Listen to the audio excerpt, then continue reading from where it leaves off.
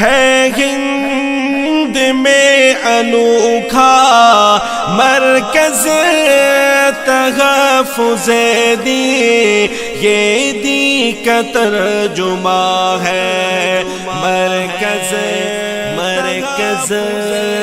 تحفظ دی۔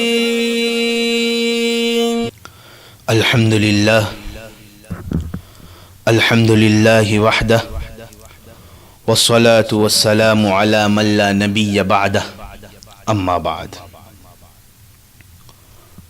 محترم ناظرین، اس وقت جو نیا فتنہ جھوٹے کذاب شکیل بن حنیف کا کھڑا ہوا ہے، یہ تمام ہی مسلمانوں کے لیے لمحہ فکریہ بن چکا ہے۔ اب بلا کسی تاخیر و تمہید کے میں اپنی موضوع کی طرف بڑھتا ہوں کہ حضرت مہدی کون ہوں گے، ظہور کے بعد کیا کریں گے، کب ظاہر ہوں گے۔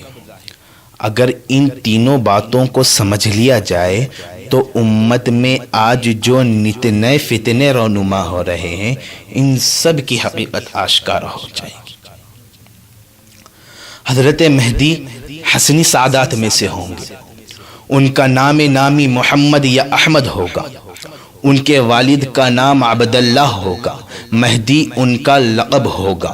بمعنی ہدایت یافتہ امت کو ان کے دور میں جن امور کی ضرورت ہوگی اور جو چیزیں اس کی کامیابی اور برتری کے لیے ضروری ہوگی، اور پورے روئے زمین کے مسلمان بے تحاشا قربانیاں دینے کے باوجود محض چند چیزوں کے نہ ہونے کی وجہ سے کامیاب نہ ہو رہے ہوں گے۔ حضرت مہدی کو قدرتی طور پر ان کا ادراک ہوگا اور وہ ان کوتاہیوں کی تلافی اور چند مطلوبہ صفات کو بآسانی اپنا کر امت کے لیے مثال کردار ادا کریں گے، اور وہ سب کچھ چند سالوں میں کر لیں گے جو صدیوں سے مسلمانوں سے بننا پڑ رہا ہوگا۔ حضرت مہدی ابھی پیدا نہیں ہوئے ہیں، وہ عام انسانوں کی طرح پیدا ہوں گے، مدینے میں پیدا ہوں گے۔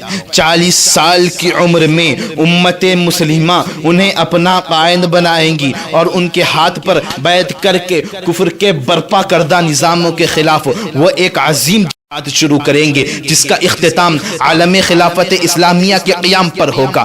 وہ شخص مہدی کبھی ہو ہی نہیں سکتا جو مہدویت کا دعویٰ کرے، کیونکہ دعوے مہدویت اور حقیقت مہدویت میں آگ اور پانی کا تضاد ہے، اور مہدویت ایک روحانی منصب ہے، اور روحانیت کے مقام پر فائز لوگ منصب کا دعویٰ نہیں کیا کرتے، البتہ ان کی کارکردگی اور صلاحیت ایسی ہوتی ہے کہ لوگ عہدوں اور مناصب کو از خود ان پر نچھاور کر دیتے ہیں۔ پھر مہدی کی مسند کوئی پھولوں بھری سیج نہیں ہے، بلکہ کانٹوں بھرا تاج ہے۔ اس میں یوں نہیں ہوگا کہ مہدی موعود ہونے کا دعویٰ کر کے کوئی صاحب مسند نشی ہو جائے۔ نذران وصول فرماتے رہے، امت کے مسائل حل کرنے اور اس کی کشتی کو مجدھار سے نکالنے کے بجائے خود ایک نیا مسئلہ بن کر امت کے لیے تشویش کا باعث بن جائے۔